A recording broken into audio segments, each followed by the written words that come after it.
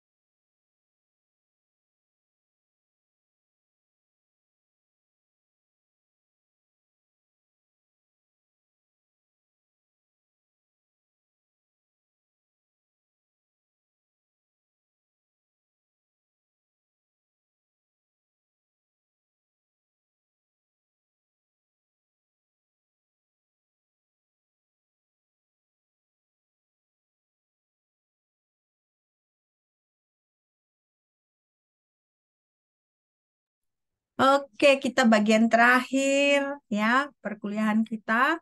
Kita masuk ke high performance liquid chromatography.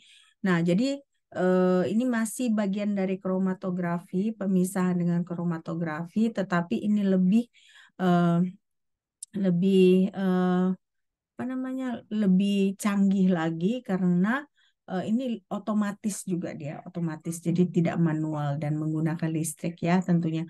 Nah, minggu lalu kita sudah belajar juga detektor-detektor ya. Kalian ingat kan minggu lalu jenis-jenis detektor dari gas kromatografi. Nah, ini kita masuk ke HPLC ya. Ngomong-ngomong dengan Kak Rahma gimana? Kak Siti ke Kak Rahma udah mulai masuk kalian? Belum ya? Oke, itu Belum, ya, Mem. belum ya. Ya udah nggak apa-apa. Yang penting saya sudah kasih kesempatan ya. Waktunya terserah terserah Kak Rahma, terserah Kak Rahma. Oke, nah kalau gas kromatografi kita sampelnya adalah gas ya, atau liquid yang volatil sehingga bisa diubah jadi gas. Nah, sementara di sini di HPLC, di High Performance Liquid Chromatography ini, sampel kita dalam bentuk cairan. Nah, jadi liquid. Nah, liquidnya itu diinjeksi sama seperti gas juga kan, kita injeksi, cuman bedanya ada oven ya, sehingga si sampel itu dipanaskan dan berubah jadi gas. Nah, tapi kalau ini sampel tidak dipanaskan ya. Nah, dia diinjeksi, nah dia bercampur dengan mobile phase-nya ya, fasa bergeraknya yang merupakan dalam bentuk liquid juga, cairan. Nah, eh, kalau gas kromatografi itu juga ada kolomnya kan. Nah, karena gasnya itu akan melalui kolom. Nah, kolomnya itu juga dia ada fasa diamnya. Nah, fasa diamnya itu yang 2 minggu yang lalu kita pelajarin, ada dari dari apa? Silika gel, dari pasir-pasir, apa, fosil-fosil laut ya. Nah, ini di sini juga ada kolom. Nah, dia juga bisa dalam bentuk pack atau capillary column. Nah, jadi sama seperti si GC juga ada yang pack column, ada yang capillary column. Nah, pemisahannya ini juga berdasarkan kemampuan mereka berpartisi antara fasa bergerak dan fasa diam. Artinya berarti di sini yang menentukan pemisahan itu juga tergantung kepada fasa diam dan fasa bergeraknya. Nah, makanya kan sewaktu kita belajar GC kan ada jenis-jenis fasa diam, ada jenis-jenis fasa diamnya juga kan. Jadi kalau fasa diamnya ada silanolnya, jadi apa yang bisa kita pisahkan? Nah, kalau kalau kalian ingat-ingat kalau ada catatan-catatan kalian yang beberapa minggu yang lalu, ada kita jelaskan di situ. Nah, ditambah lagi ada deteksinya, detektornya minggu lalu ya. Nah, ini dia gambarnya. Jadi dia ada, ini pumpnya, berarti dia ada pompanya ya. Ini dia mobile phase reservoirnya, berarti mobile fasa bergeraknya itu kita taruh di sini, lalu dia akan masuk melalui selang-selang ini. Kalau kalian lihat ada selang-selangnya kan. Nah, jadi dia dimasukkan ke situ. Nah, ini ada injection valve-nya, berarti di sinilah kita injeksikan. Nah, dia supaya dia bergerak karena liquid, makanya dia membutuhkan pompa. Nah, jadi ada pompanya di sini. Ya, nah ini ada sample loop. Jadi berarti sampelnya itu dimasukkan ke sini, kita syringe-kan, kita injeksikan, dan kita masukkan. Nah, di dalam komponen di dalam ini, kalau kalian lihat ini ada pompa A, ada pompa B, berarti ada 2 pompa sehingga ya si sampel bergerak dan si mobile phase juga bergerak. Ya, nah jadi makanya di sini dibutuhkan pompa ya sehingga si fasa bergerak itu bisa bercampur dengan sampel dan dia juga bergerak lagi. Nah, bergerak ke fasa diam, nah, sehingga ada pemisahan dari sampel tersebut. Oke, nah inilah dia. Kalau kalian mau screenshot. Nah, di sini ada catatan. Di sini ada detektornya itu UV vis diode array detektor. Nah, jadi kalau minggu lalu ada yang ingat apa aja detektor GC? Ada yang ingat nggak? Apa aja detektor GC?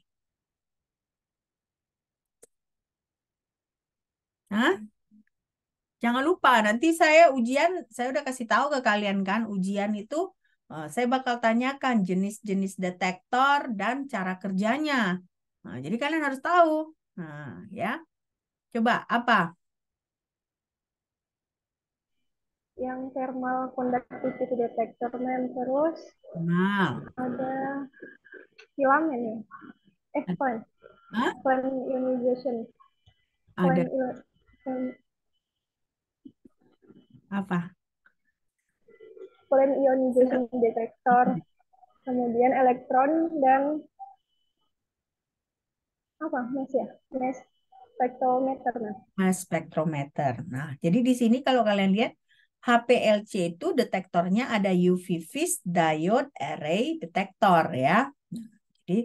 Jadi ke perbedaan dengan GC ya tentunya sampelnya ya. Kalau HPLC dia liquid, GC dia gas. Nah, HPLC kalau kalian lihat ada 2 pompa yang harus dipakai pada HPLC ya. Nah, jadi di sini ini penjelasannya ya. Ada reservoirnya yang akan menyimpan mobile phase. Nah, inilah dia reservoirnya ya. Nah, disinilah kita letakkan si mobile phase-nya. Nah, nanti dia bergerak ya, bergerak. Nah, ada pompanya yang menggerakkan. Nah, lalu nah ini ada pompa yang akan memasukkan si mobile phase-nya ke sistemnya. Nah, lalu ada injektor, berarti tempat untuk kita menginjeksi si sampel kita, ya. Lalu ada kolom untuk memisahkan sampel, lalu ada detektor. Nah, detektor untuk memonitor si eluennya. Nah, detektornya ini tadi kan saya. Jadi kalau di kimia analitik yang kalian misalnya kalau saya tanyakan apa skematik dari HPLC? Nah, tentunya nggak mungkin kalian gambarkan yang kayak gini kan, nggak. Cuman kalian cukup cukup gambarkan kayak blok-blok. Kalian bikin ini tempat menginjeksi sampel, di sini tempat mobile phase-nya, reservoirnya. Nah, ini ada pompa, baru ada injeksinya, lalu di akhir itu ada detektornya. Nah, cukup seperti itu kalau kita mau menjelaskan si alat ini. Ya. Nah, jadi makanya di sini reservoir, pump, injektor, lalu detektor. Nah, jadi dia ada empat komponen dari si HPLC ini. Nah, jadi Ini tadi kurang jelas. Jadi di sini ini namanya auto sampler. Nah, kenapa auto sampler? Karena dia bisa bergerak. Jadi kita tinggal masukkan sampel kita, kita injeksikan. Nah, dia nanti bergerak masuk dia gitu. Nah, jadi seperti karusel deh, ya, seperti karusel. Nah, lalu si sampel ini kita injeksikan secara manual. Nah, ini nggak kelihatan di sini ya. Tapi eh, si sampel itu kita injeksikan secara manual. Dan lalu di sini has different style of loop injection valve. Nah, kalau kalian lihat ini kan banyak kali kabel-kabel pipa-pipa ya. Nah, karena kan kita liquid dia kan nggak gas lagi. Nah, jadi tentunya harus disediakan pipa. Nah, pipa-pipa ini. Oke. Nah, si HPLC ini ada dua jenis kolom. Nah, satu itu analytical column yang berguna untuk pemisahan.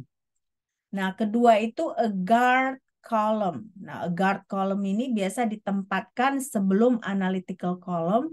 Gunanya apa? Supaya tidak terjadi kontaminasi. Ya. Nah, supaya tidak terjadi kontaminasi. Jadi, analytical column-nya berguna untuk pemisahan. Nah, sementara guard column ini berguna untuk pencegahan kontaminasi. Nah, ya. Nah, analytical column-nya ini terbuat dari stainless steel. Nah, stainless steel dengan diameter 2,1 mm dan 4,6 mm. Panjangnya biasanya 30 mm sampai 300 mm. Jadi sekitar 30 cm, antara 3 cm sampai 300 cm, 30 cm ya. Karena kan berarti kalau 30 cm seperti panjang penggaris ya. Nah, sekitar sepanjang itu. Nah, biasanya kolom sama seperti gas kromatografi, tentunya di kolom itu ada fasa diamnya. Nah, fasa diamnya di sini kalau kalian lihat dia di mengandung, berarti dipadatkan ya, dipadatkan dengan silika. Nah, si silika ini merupakan material berpori. Nah, berpori dengan partikelnya itu sebenarnya tidak beraturan gitu ya. Nah, irregular. Nah, irregular atau spherical shape. Nah, jadi kalau kalian lihat perbedaan antara liquid kromatografi dengan gas kromatografi so far itu hanya pada sampel yang jelas ya. Satu sampelnya liquid, satu sampelnya gas. Tetapi seperti komponen-komponennya ada kolomnya dipadatkan dengan fase diam.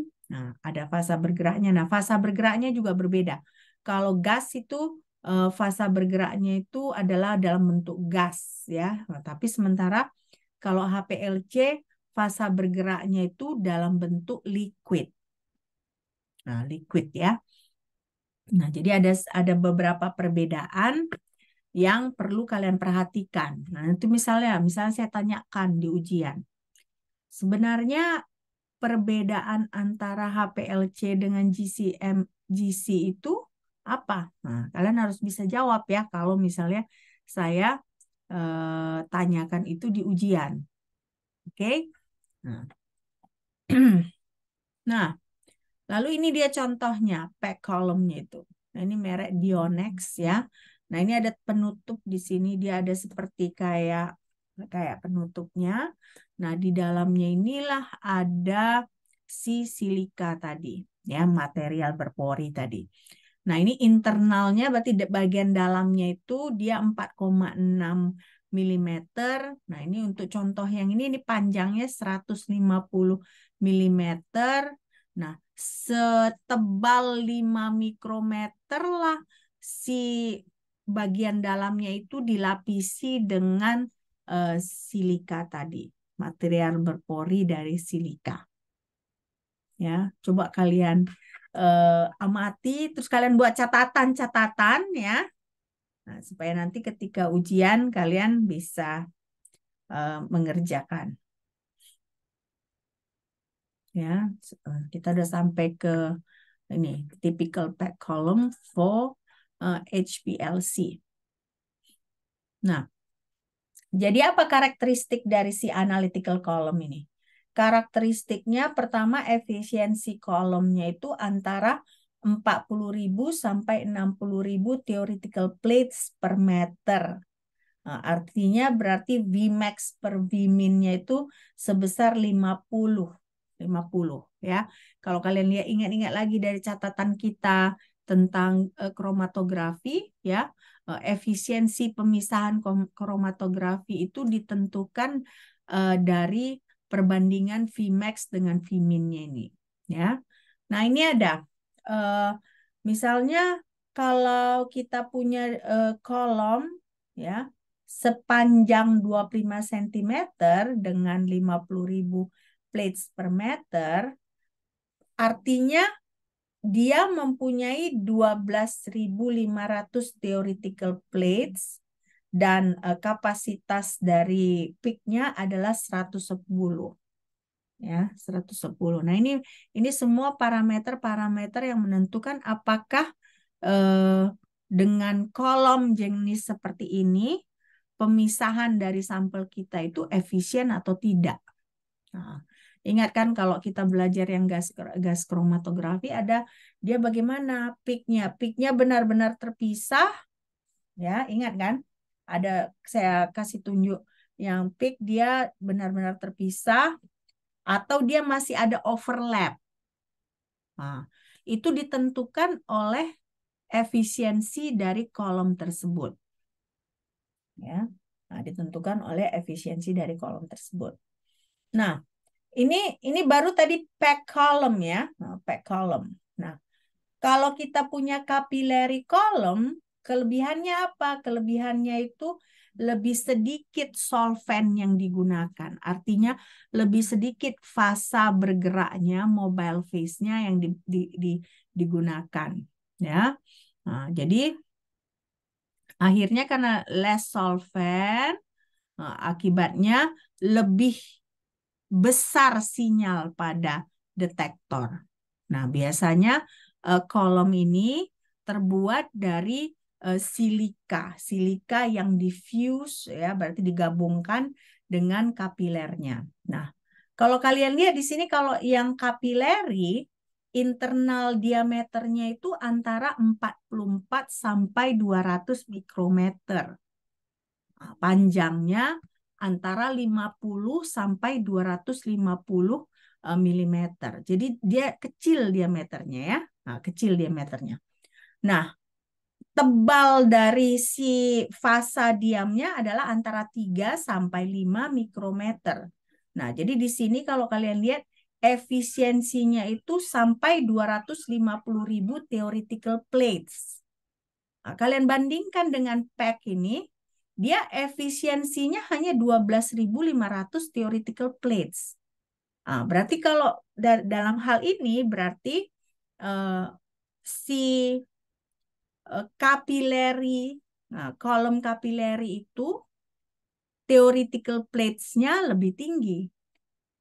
Nah, akibatnya sinyal lebih bagus. Efisiensinya lebih bagus. Ya.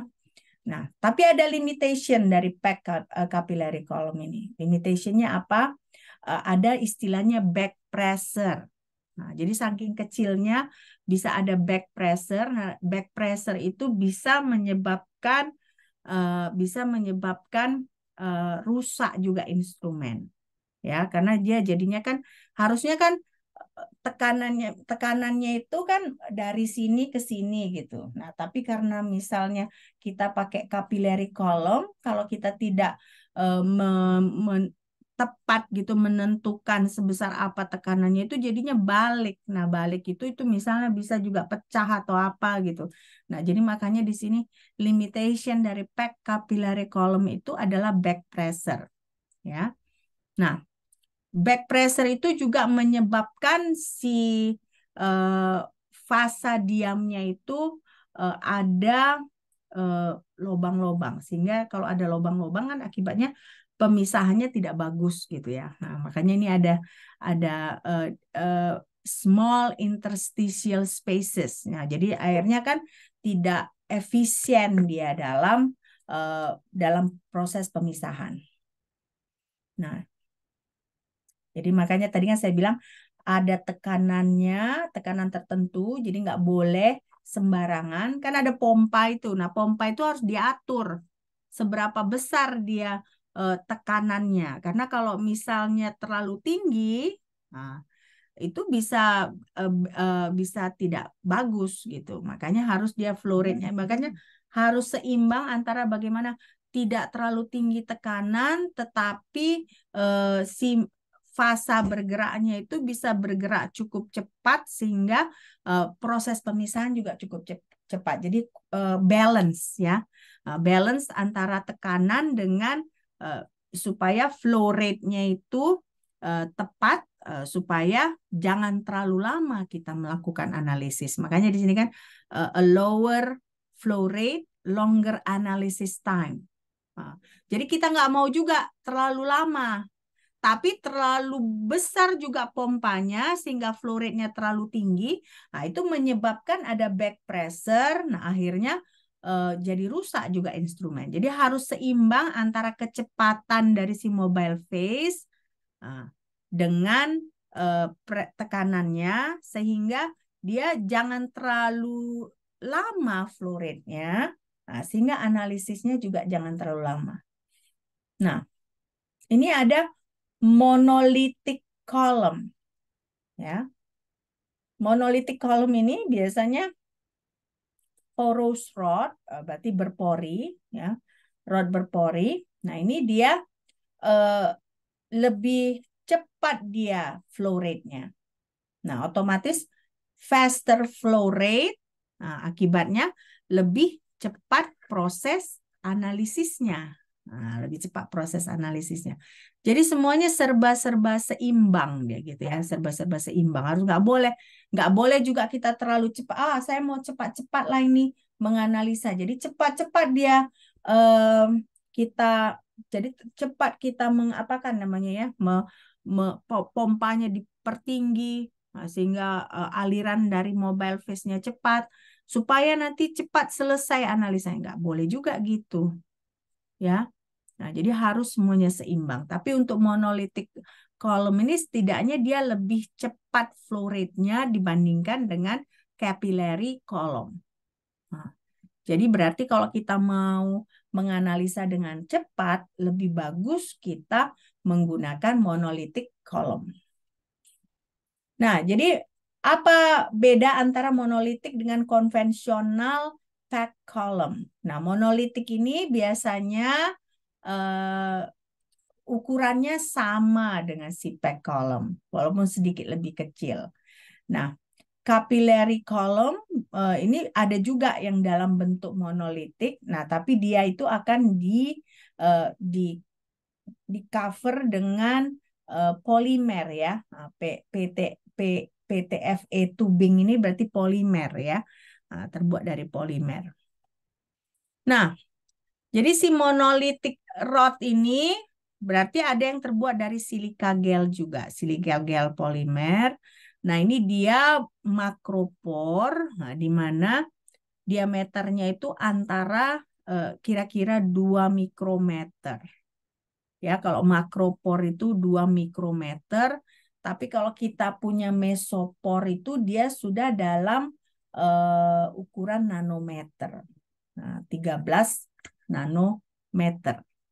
Ya.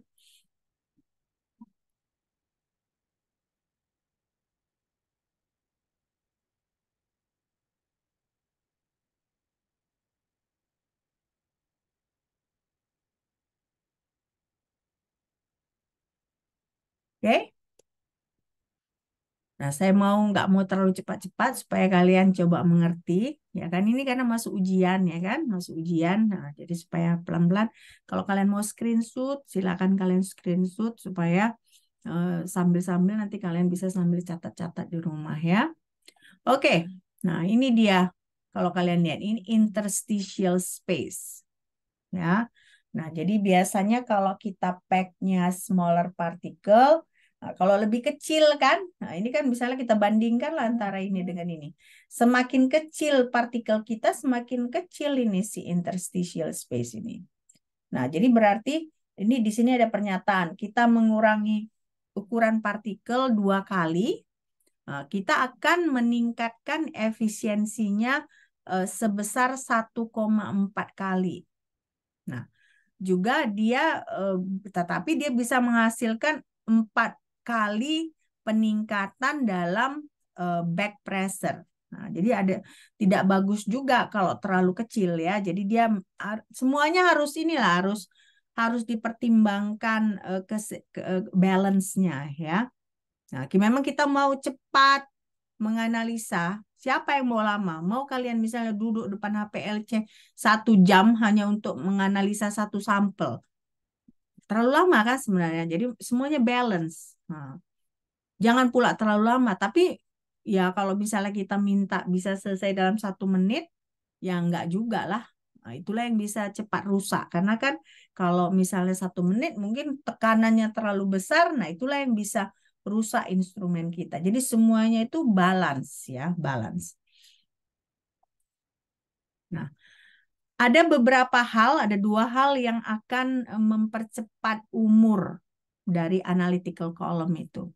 Yang pertama, kalau misalnya si sampel kita itu dia berikatan dengan fasa diamnya, tapi nggak bisa dilepas. Jadi berikatan secara permanen gitu ya. Nah, jadi apa yang dilakukan dengan mengurangi jumlah dari si stationary phase-nya. Nah, akibatnya bagaimana? Akibatnya kalau ini terjadi, ya kan, kalau si sampel berikatan dengan stationary phase-nya, akibatnya apa? Akibatnya efektivitas dari pemisahan itu berkurang. Nah, itu yang pertama. Nah, yang kedua, ada beberapa partikulat, berarti material-material yang sangat kecil itu. Jadi misalnya kita menginjeksikan sampel dalam bentuk liquid. Nah, tapi ternyata yang dalam liquid itu masih ada kayak partikel dia.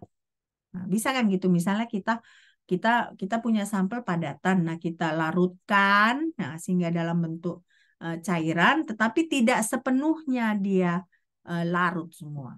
Nah, berarti kan ada partikulatnya. Partikulatnya itu bisa menutupi analytical column itu. Nah, itu juga bisa mempersingkat umur dari analytical column ini. Ya. Nah, caranya bagaimana supaya ini bisa dihilangkan? Yang nomor 2 ini yaitu tadi si guard column tadi.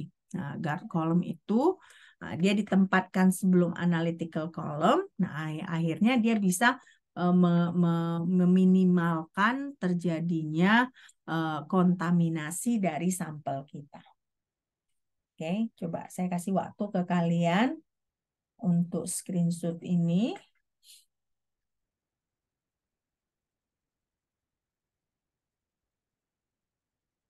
Sudah? Selesai nih?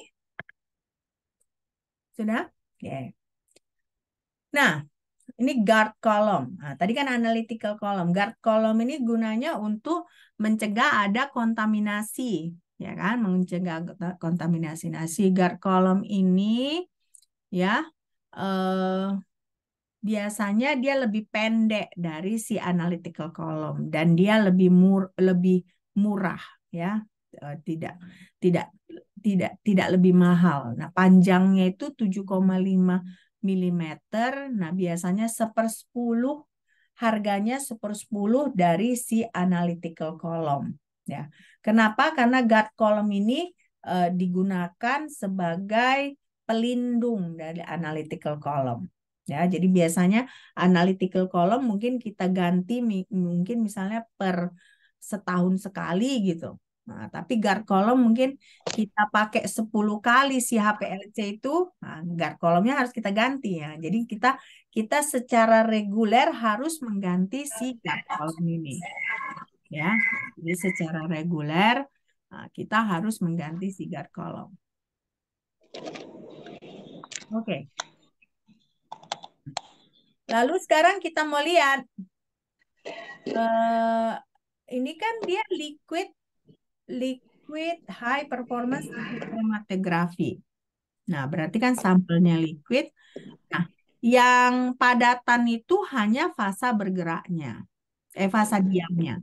Fasa berdiamnya itu biasanya si silika berpori, partikel silika berpori yang kita lapisi dengan cairan. Nah, sama seperti gas kromatografi kan. Kalau kalian ingat 2 minggu atau 3 minggu lalu kita belajar bahwa fasa diam dari si gas kromatografi itu biasanya material berpori yang dilapisi dengan cairan. Nah, ini juga seperti itu, ya. Jadi biasanya si poros ya, material silika yang berpori ini kita lapisi dengan liquid film. Nah, jadi biasanya itu kan karena kalau misalnya gas kromatografi kan fasa bergeraknya itu kan gas, ya kan?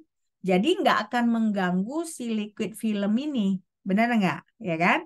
Tapi kalau HPLC kan liquid dia fasa bergeraknya. Nah, akibatnya apa? Akibatnya berarti si liquid film yang melapisi fasa diam itu akan ada waktunya dia tergerus ya. Nah, dia akan ada waktunya dia bisa terganggu oleh si fasa mobil ini, bleed katanya, bleed from the column over time. Nah, jadi biasanya makanya ini juga akan secara rutin diganti ya. Nah, karena lama kelamaan dia akan tergerus ya, tergerus oleh si fasa diam kita, fasa bergerak ya. Nah, jadi bagaimana caranya kita memperpanjang umur dari si stationary phase ini? Nah, memperpanjangnya jadi kalau misalnya kita to prevent the loss of stationary phase, caranya bagaimana? Caranya buat si tin film itu berikatan secara kovalen dengan silika partikel. Jadi dia tidak akan terpengaruh pada si fasa bergeraknya. Nah, jadi di sini makanya fasa diamnya itu adalah bonded stationary phase. Nah, bonded stationary phase itu contohnya apa? Jadi tidak hanya silika yang di coating pakai pelarutan. Jadi kita buat silikanya SiCH3 2 kali RCl. RCl ini bisa alkil atau substituted alkyl group. Nah, jadi akibatnya kalau dia berikatan, si film itu berikatan secara kovalen dengan si silika tersebut, adapun lewat si fasa bergeraknya, yaitu si cairan, tidak akan mengganggu fasa diam ini. Ya, nah, tidak akan mengganggu fasa diam ini. Oke. Nah, jadi sebenarnya tricky ya.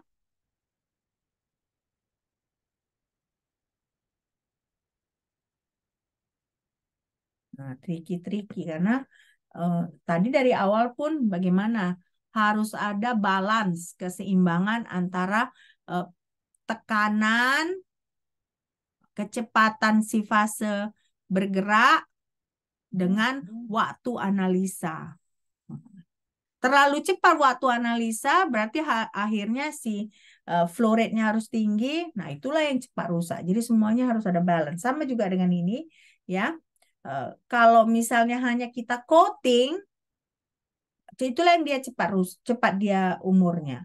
Tapi kalau kita kita buat si silika material berpori ini berikatan secara kovalen dengan si organik ini, nah ini dia memperpanjang waktu dari umur dari si stationary phase ini.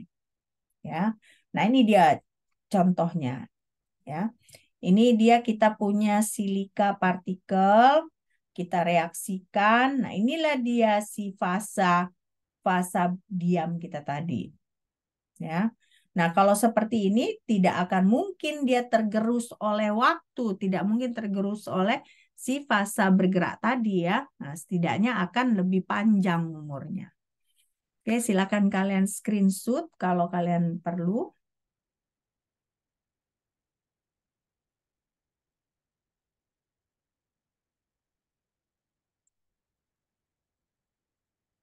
Oke, selesai nih. Kalian mata kuliah kewirausahaan jam berapa?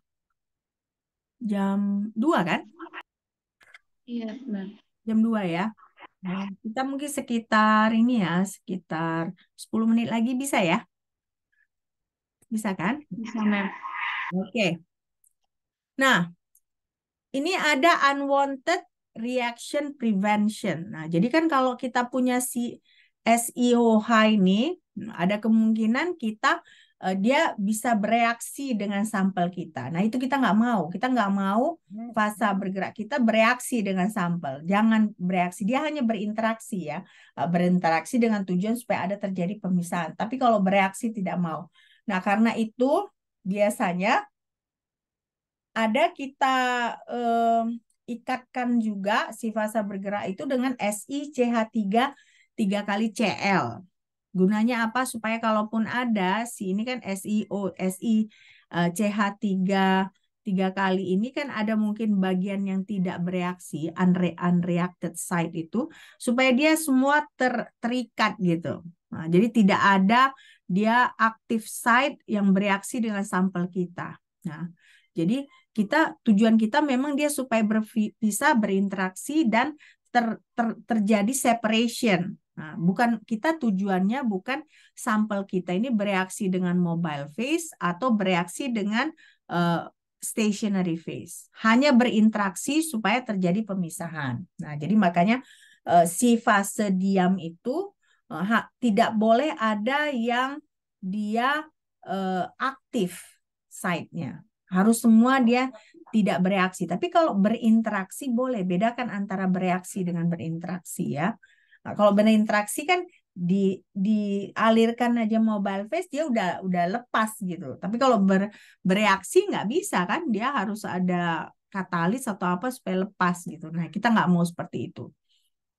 Nah, ini ada beberapa properti dari si stationary phase. Ada propertinya pertama R-nya ini dia jika R-nya ini kan dia silane alkyl group, organosilane alkyl group.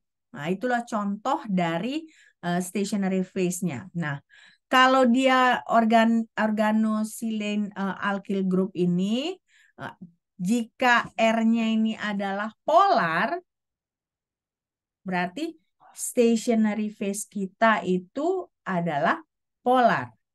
Nah, contoh yang polar ini adalah cyano. Nah, jadi ada CN-nya, diol, baru ada amino. Nah, ini yang tiga inilah contoh dari stationary phase yang polar. Ya. Nah, contoh dari stationary phase yang polar. Nah, ini selanjutnya kalau kita punya namanya normal phase chromatografi, nah itu berarti stationary phase kita itu polar. Nah, kalau kita menggunakan stationary phase yang polar, fasa bergerak kita itu atau mobile phase kita itu harus non-polar. Contoh pelarut non-polar apa? Pelarut non-polar apa contohnya? Hah? Apa contohnya? Aseton ya, Mem. Hah? Aseton, Mem. Aseton itu non-polar? Hah? Kalau Air, Mem. air itu non-polar. Air polar, Mem. Air polar ya kan? Nah, aseton itu polar atau non-polar? Yakin polar? Non-polar? Aseton tuh polar ya. Nah, yang non polar itu contohnya heksen. Ya. Nah, heksen itu adalah non polar. Nah, jadi biasanya makanya kalau stationary phase kita polar, mobile phase-nya harus non polar. Nah, jadi kalian harus tentukan pelarut-pelarut mana yang non polar, atau kita bisa pakai moderately polar solvent. Jadi jangan terlalu polar dia ya. Nah, dia polar, dikit-dikit polar, tetapi dia lebih cenderung ke non polar. Nah, jadi kombinasi antara stationary phase yang polar lalu non-polar mobile phase ini itu yang kita sebut normal phase chromatografi. Nah, jadi normal phase chromatografi itu jika kita mempunyai stationary phase yang polar dan mobile phase yang non-polar. Oke.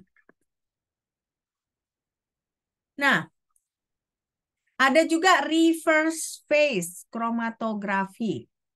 Nah, reverse phase chromatografi itu kalau kita punya stationary phase yang non-polar, sementara mobile phase-nya polar. Jadi kebalikan dari normal phase. Nah, stationary phase yang non-polar itu contohnya adalah C8, oktil desil, C18. Nah, ini adalah non-polar. Ya. Nah, jadi untuk reverse phase chromatografi ini, ya kan, kita harus pakai buffer solution.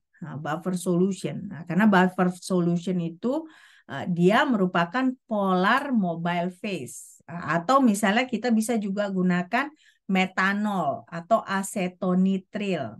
Nah, asetonitril ya. Nah, kenapa? Jadi kenapa kita bisa gunakan buffer phase? Karena silika ini kan kita nggak mau dia mengalami proses hidrolisis. Nah, jadi kalau misalnya kita pakai buffer itu kan pH-nya berarti kan pH-nya itu harus dia lebih kecil dari 7,5 supaya si silika ini tidak mengalami proses hidrolisis. Ya. 5 menit lagi masih bisa kan? Atau udah datang? Prof Murni udah datang? Belum kan? Belum, Mem. Belum ya? Belum, Ya. Mem. Oke. Nah, ini mobile phase ini kan berarti nanti elution ordernya, berarti dia proses elusinya itu diatur oleh kepolaran.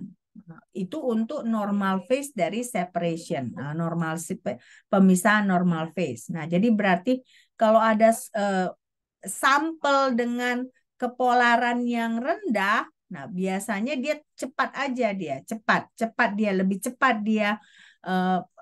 lebih cepat dia berinteraksi dengan si stationary phase dibandingkan dengan sampel yang lebih polar.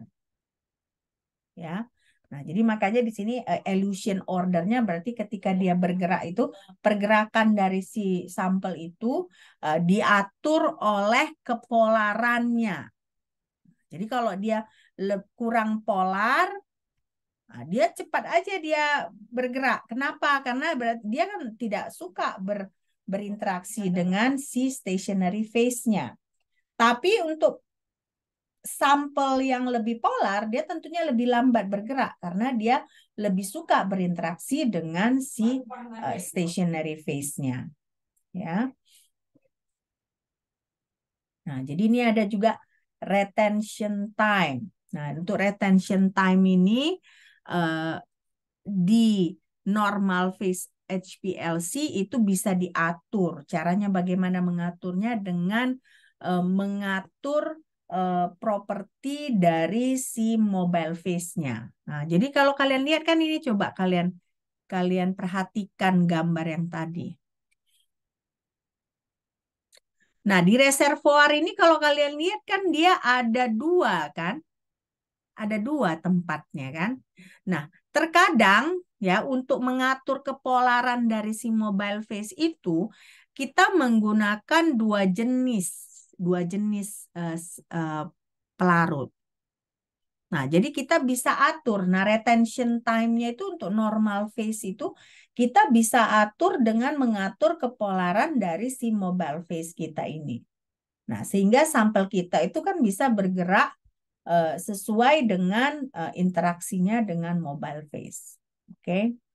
Nah, sampai di sini ya, karena kita pun buru-buru, kalian pun kita buru-buru dalam kalian harus belajar lagi jam 2 ya. Ini minggu terakhir kita ya, pertemuan kita terakhir.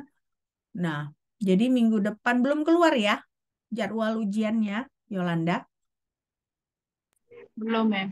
Belum ya. Nah, jadi kalian pelajarilah berarti GC, kromatografi, TLC, ya kan? Baru kalian pelajari lagi.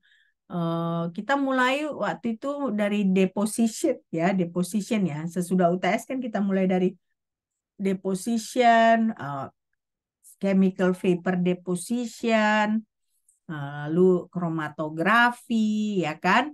Nah, ini terakhir kita masuk ke HPLC. Nah, kalian pelajari minggu depan minggu depan atau 2 minggu lagi mungkin kita akan ujian. Oke? Sampai sini ada pertanyaan? Tidak ada? Oke, kalau tidak ada, sampai jumpa. Terima kasih satu semester ini ya. Kalian sudah bekerja sama. Saya rasa saya semester inilah saya paling kacau jadwal saya ya. Nah, kita selalu ubah karena memang semester ini saya nggak tahu for some reason jadwal saya sangat-sangat kacau semester ini. Jadi saya minta maaf. Saya terima kasih untuk pengertian kalian ya. Nah, saya nggak tahu apa kita masih ketemu lagi semester depan, tetapi good luck untuk kalian ya. Oh ya, besok kita masih ketemu di Action Research ya. Action Research, walaupun kalian hanya mendengarkan presentasi, tapi saya hanya berharap yang terbaik untuk kalian di semester-semester selanjutnya. Oke, sampai jumpa. Bye.